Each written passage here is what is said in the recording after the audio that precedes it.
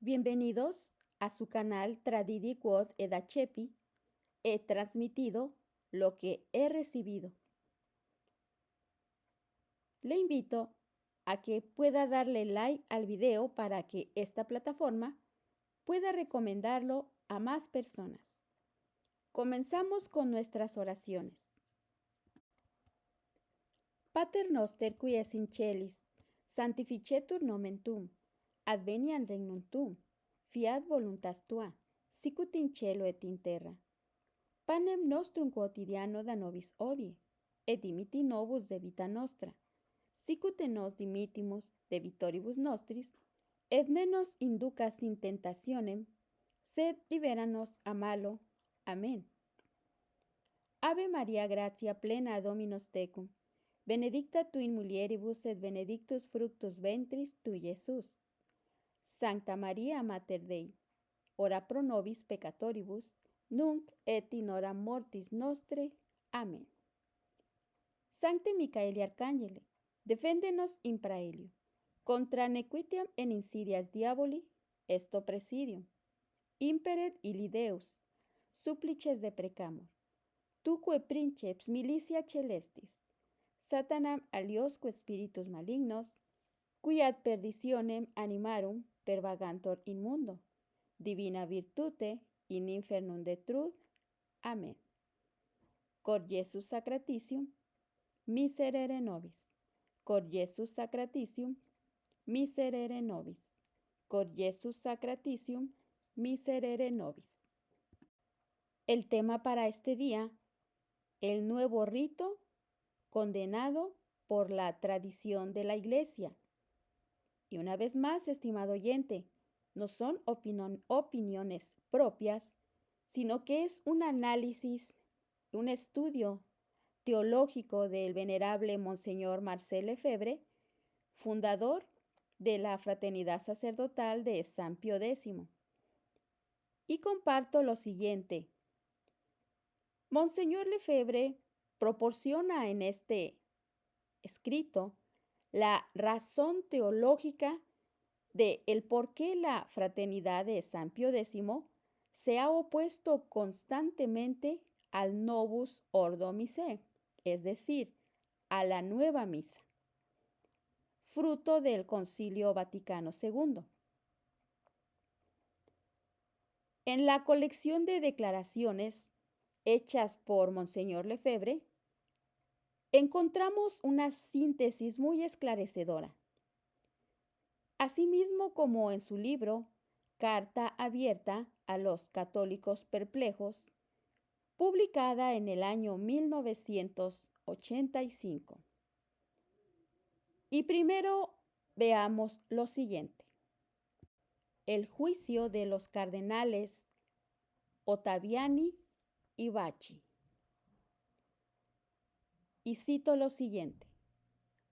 No juzgamos las intenciones, sino los hechos y las consecuencias de estos hechos, viendo la semejanza de estos a lo sucedido en los siglos anteriores, en donde se introdujeron esas reformas. Nos obligan a reconocer con los cardenales Ottaviani y Bacci que el nuevo ordo o la nueva misa moderna se aleja de un modo impresionante, tanto en su conjunto como en su detalle, de la teología católica de la Santa Misa definida para siempre por el Concilio de Trento. Ahora veamos el segundo paso, un nuevo rito ya condenado por varios papas y concilios. La explicación de todo lo que se ha resaltado indebidamente y todo lo que se ha disminuido se halla en un concepto más protestante que católico.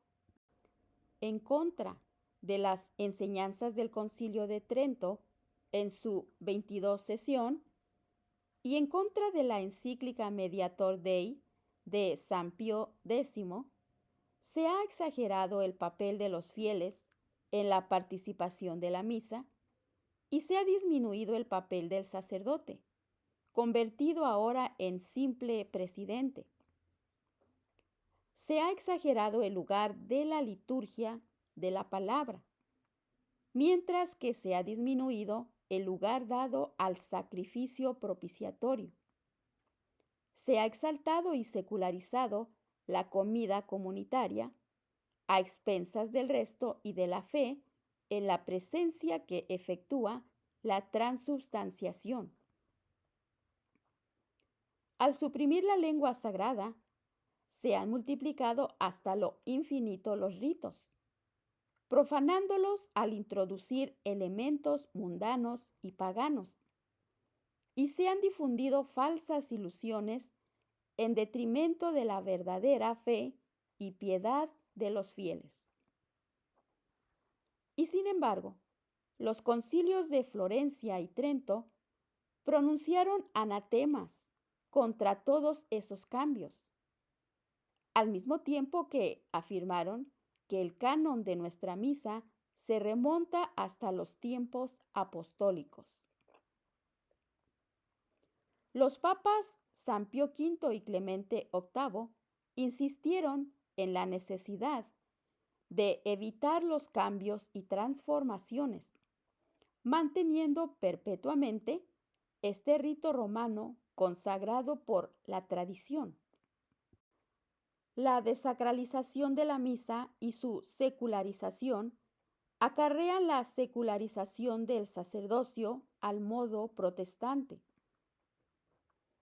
¿Cómo reconciliar esta reforma de la misa con los cánones del Concilio de Trento y las condenas de la bula Auctorium Fidei de Pío VI? Tercer punto. Es la tradición quien los condena, no yo.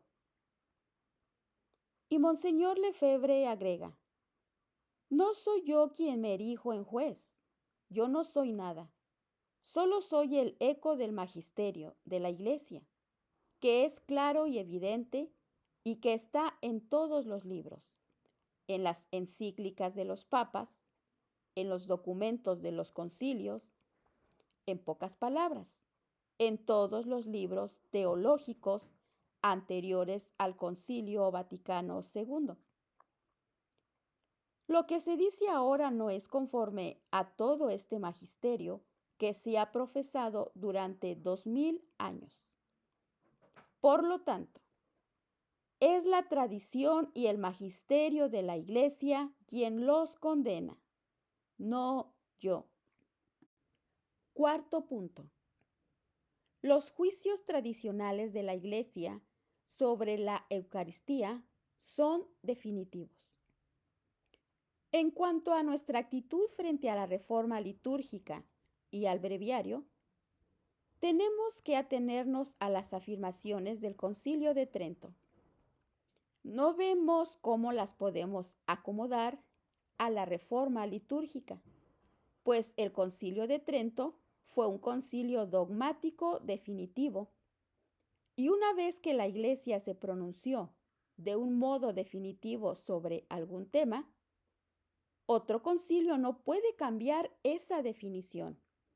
Si no fuera así, no habría ninguna verdad. La fe es inmutable. Cuando la Iglesia la ha presentado con toda su autoridad, hay obligación de creer sin cambiar nada. Ahora bien, no fue por casualidad que el Concilio de Trento añadiera cuidadosamente anatemas a todas las verdades relativas a los sacramentos y a la liturgia. Entonces, ¿cómo han podido obrar tan a la ligera, como si el Concilio de Trento no hubiera existido? Y decir, por tanto, que el Concilio Vaticano II tiene la misma autoridad y puede cambiar todo. En ese caso, se podría cambiar igualmente nuestro credo elaborado en el Concilio de Nicea, que es aún mucho más antiguo, porque el Concilio Vaticano II tiene la misma autoridad y es más importante que el Concilio de Nicea. Tenemos que mantenernos firmes en estas cosas, y esta es la respuesta más fuerte que pueda hacerse a la reforma litúrgica, que va en contra de las definiciones absolutamente definitivas y dogmáticas del Concilio de Trento. Ahora veamos el quinto punto, una confesión del Papa Paulo VI.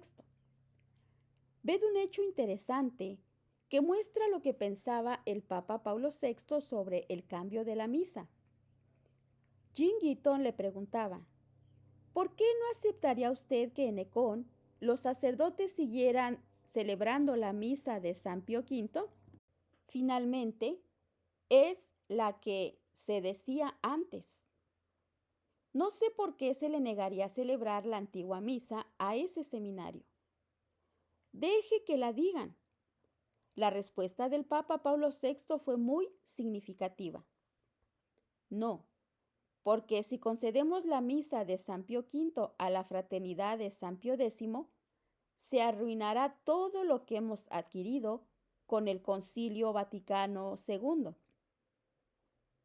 Es algo extraordinario que el Papa vea en el regreso a la misa de antes la ruina del Concilio Vaticano II. Los liberales están tan resentidos contra nosotros porque decimos esta misa, que para ellos representa una concepción de la Iglesia muy distinta de la que tienen. La misa de San Pío V no es liberal, sino antiliberal y antiecuménica, por lo cual no puede corresponder al espíritu del Vaticano II. Ahora veamos un extracto del libro publicado por Monseñor Lefebvre, una carta abierta a los católicos perplejos, que lleva por título ¿Santo sacrificio o comida eucarística? Para preparar el Congreso Eucarístico de 1981, se hizo una encuesta cuya primera pregunta era la siguiente. Entre estas dos definiciones, santo sacrificio de la misa y comida eucarística, espontáneamente, ¿cuál prefiere? Habría mucho que decir sobre este modo de preguntar a los católicos, porque en cierto modo se les deja escoger la respuesta según su criterio personal, en un tema en que la espontaneidad no tiene nada que hacer. No se puede elegir la definición de la misa como se elige un partido político. Pero esta insinuación no se debe a ningún desacierto del redactor de la encuesta. Hay que darse cuenta de que la reforma litúrgica tiende a reemplazar la noción y la realidad del sacrificio por la de una comida.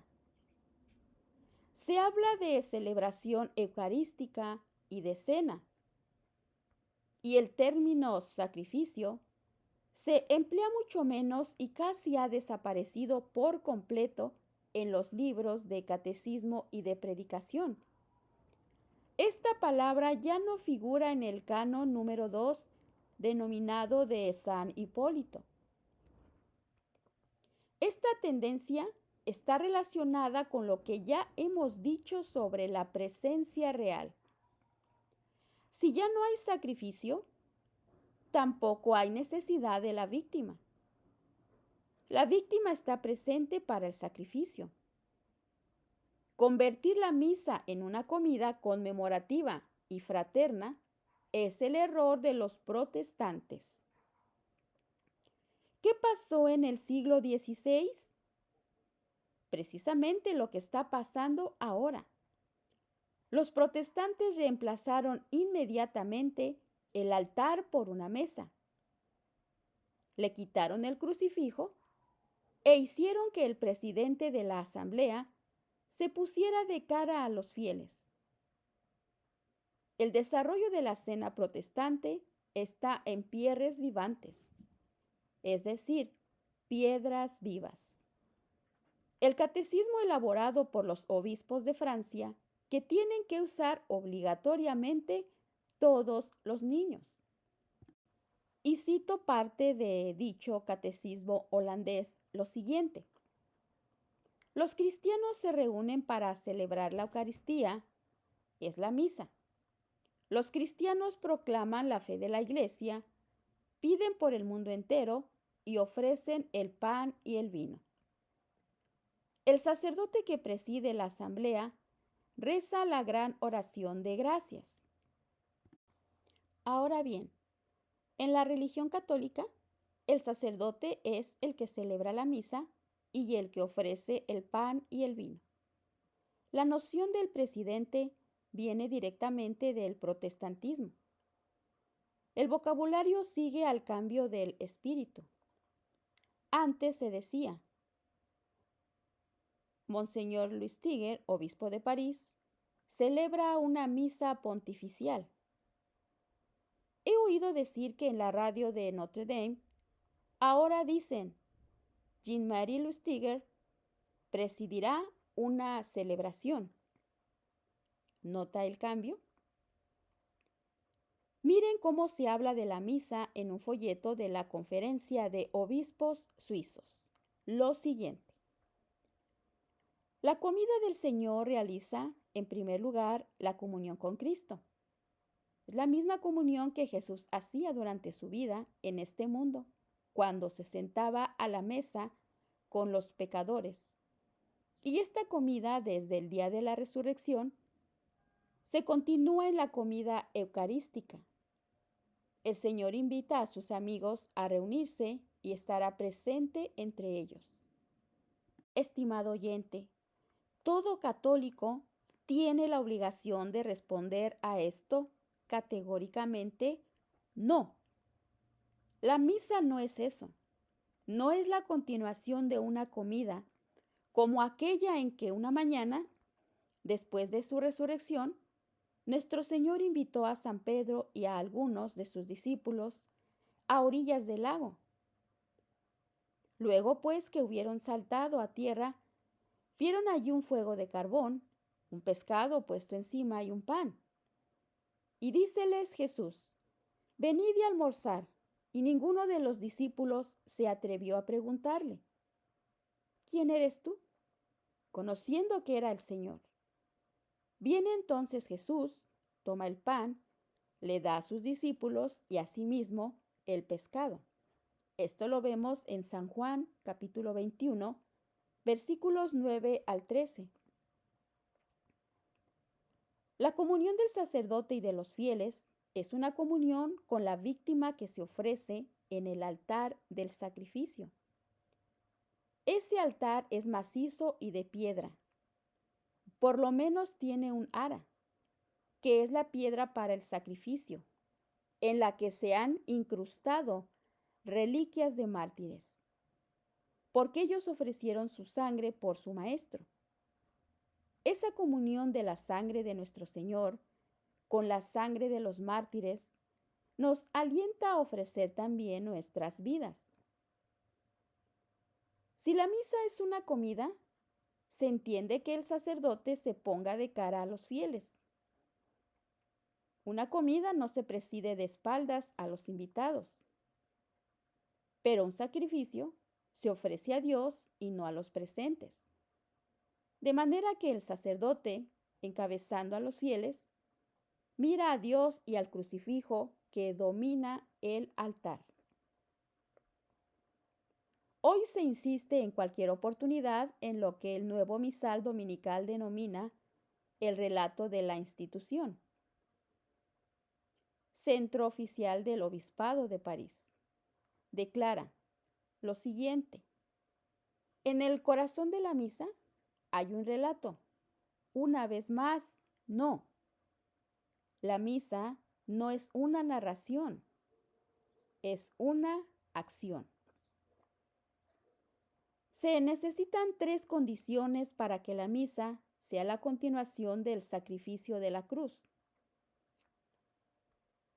Primero, el ofrecimiento de la víctima, la transubstanciación que hace que la víctima esté efectivamente presente y no simbólicamente. Y la celebración del sacerdote, que es nuestro Señor y que debe estar consagrado para su sacerdocio. De esta manera, la misa puede alcanzarnos la remisión de los pecados. Un simple memorial y un relato de la institución, acompañado de una comida, no basta ni mucho menos. Toda la virtud sobrenatural de la misa le viene de su relación con el sacrificio de la cruz. No creer en esto es no creer en nada de lo que enseña la Santa Iglesia. Y ella ya no tendría razón de ser. Ni tampoco sería necesario ser católico. Lutero había comprendido muy bien que la misa es el corazón y el alma de la Iglesia. Por eso decía, destruyamos la misa y destruiremos la Iglesia.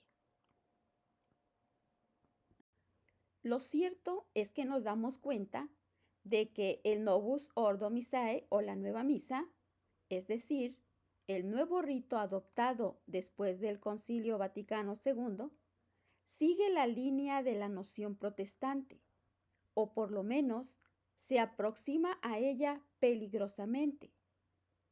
Para Lutero la misa podría ser un sacrificio de alabanza, es decir, un acto de acción de gracias, pero de ninguna manera un sacrificio expiatorio, que renueva y aplica el sacrificio de la cruz. Para él, el sacrificio de la cruz se efectuó en un momento determinado de la historia. Lutero se hace prisionero de esa historia, de modo que solo se nos podrían aplicar los méritos de Cristo por medio de nuestra fe en su muerte y en su resurrección.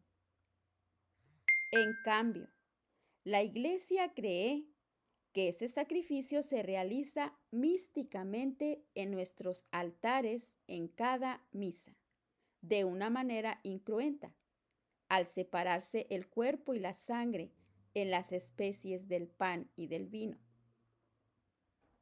Esta renovación permite aplicar a los fieles presentes los méritos de la cruz y perpetuar esa fuente de gracias en el tiempo y en el espacio. El Evangelio de San Mateo termina con estas palabras: Ahora yo estaré con vosotros para siempre, hasta el fin del mundo. Son dos conceptos de la misa muy distintos y sin embargo procuran reducirlos alterando la doctrina católica, como puede comprobarse por numerosos signos en la liturgia. Lutero decía, el culto se dirigía a Dios como un homenaje. De ahora en adelante se dirigirá al hombre para consolarlo e iluminarlo. El sacrificio ocupaba el primer lugar. Ahora lo va a reemplazar el sermón. Era introducir el culto del hombre, que en el templo se reflejaba por la importancia de la liturgia de la palabra. Si abrimos los nuevos misales, vemos que se ha hecho esa revolución. Se ha agregado una lectura a las dos que ya había y además una oración universal que se puede usar y suele usar para expresar ideas políticas o sociales. De modo que se llega a un desequilibrio en favor de la palabra. Cuando se acaba el sermón, la misa ya casi ha terminado. En la iglesia, el sacerdote lleva la marca de un carácter imborrable que lo hace un alter Christus, es decir, otro Cristo. El sacerdote es el único que puede ofrecer el santo sacrificio. Lutero consideraba que la distinción entre sacerdotes y seglares Era la primera muralla que habían levantado los romanistas, como él les nombraba. Todos los cristianos son sacerdotes, según Lutero, y la única función del pastor es la de presidir la misa evangélica. En la nueva misa, el yo del celebrante se ha reemplazado por el nosotros. Está escrito varias veces que los fieles celebran, se asocian a los actos del culto, leen la epístola y hasta el evangelio, distribuyen la comunión y a veces dan el sermón, que se puede reemplazar con un intercambio sobre la palabra de Dios en pequeños grupos, que se reúnen antes para elaborar la celebración del domingo.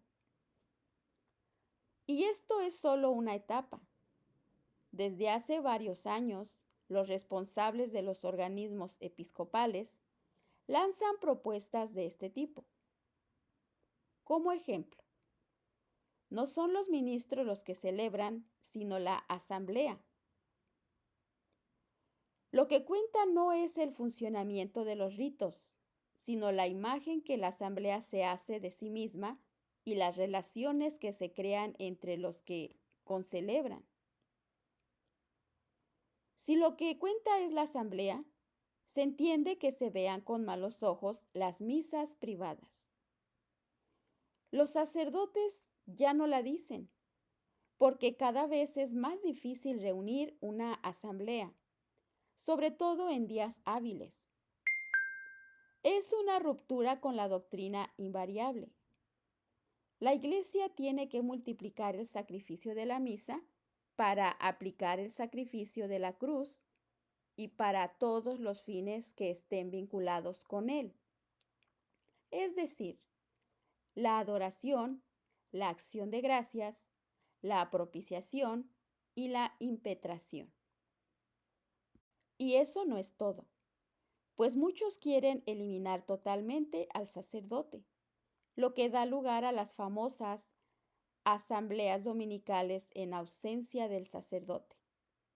Se puede imaginar que los fieles se reúnan para rezar juntos y honrar el día del Señor, pero esas asambleas dominicales, en ausencia del sacerdote, en realidad son una especie de misa en la que solo falta la congregación, y eso solo porque hasta nueva orden los seglares no tienen el poder de ejecutar este acto. Como puede leerse en un documento del Centro Regional de Estudios Socio-Religiosos de Lille, la ausencia del sacerdote puede ser intencionada para que los fieles aprendan a arreglárselas solos. El padre Guélineu, en la revista Demian la Liturgie, escribe que las asambleas son solo una transición pedagógica hasta que las mentalidades cambien. Y con una lógica que confunde, concluye que hay demasiados sacerdotes en la iglesia. Desde luego, demasiados para que las cosas evolucionen rápidamente. Ahora veamos. Lutero suprimió el ofertorio. ¿Para qué ofrecer la hostia pura y sin mancha si ya no hay sacrificio? El Novus Ordo o la misa moderna, el ofertorio ya no existe prácticamente. Además, ya ni siquiera se llama así. El nuevo misal de los domingos habla de oraciones de presentación. La fórmula que se utiliza hace pensar más que nada en una acción de gracias y un agradecimiento por los frutos de la tierra. Para darse cuenta de eso, basta compararla con las fórmulas que la Iglesia ha empleado tradicionalmente, en las que se manifiesta claramente la finalidad propiciatoria y expiatoria del sacrificio. Veamos la oración en la misa de siempre, la tradición. Escuche. Que yo os ofrezco por mis innumerables pecados, ofensas y negligencias. Por todos los asistentes y por todos los cristianos vivos y difuntos, para que aproveche a mi salvación y a la suya para la vida eterna. Y luego elevando el cáliz, el sacerdote dice lo siguiente: Os ofrecemos, Señor, el cáliz de vuestra redención y suplicamos que vuestra bondad lo quiera hacer ascender, como un suave perfume a la presencia de vuestra divina majestad, para nuestra salvación y la del mundo entero. ¿Qué queda de todo esto en la nueva misa? Escuche lo siguiente. Bendito seas, Señor, Dios del universo, por este pan, fruto de la tierra y del trabajo del hombre, que ahora te presentamos. Él será para nosotros pan de vida. Y lo mismo con el vino que se convertirá en bebida de salvación. ¿Para qué añadir un poco después, límpiame de mis faltas, Señor, purifícame de mis pecados, y que nuestro sacrificio de este día sea agradable ante Dios nuestro Señor? ¿Qué pecados? ¿Qué sacrificio?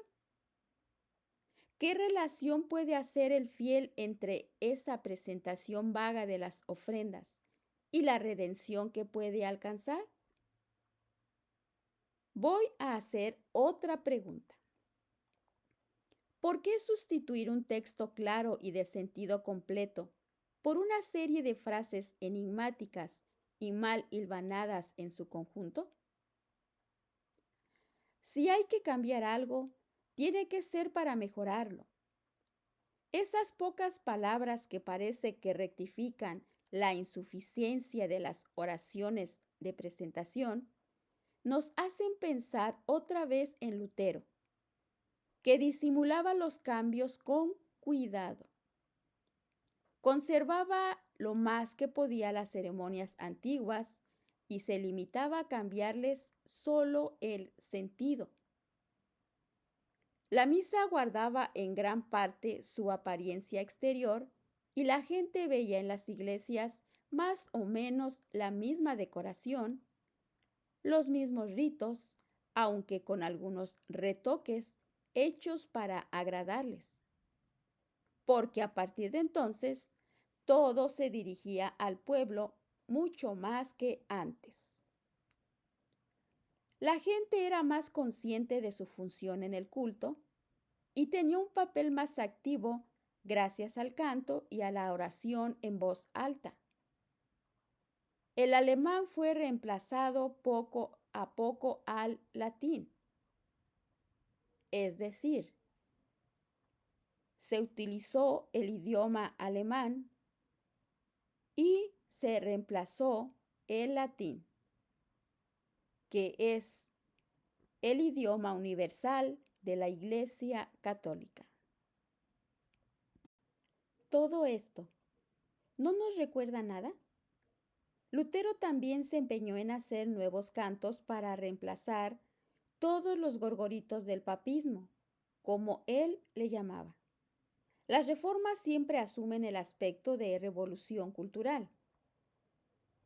En el Novus Ordo o la Nueva Misa se ha modificado un añadido de la parte más antigua del canon romano, que viene de la Edad Apostólica, para acercarla a la fórmula consagratoria luterana.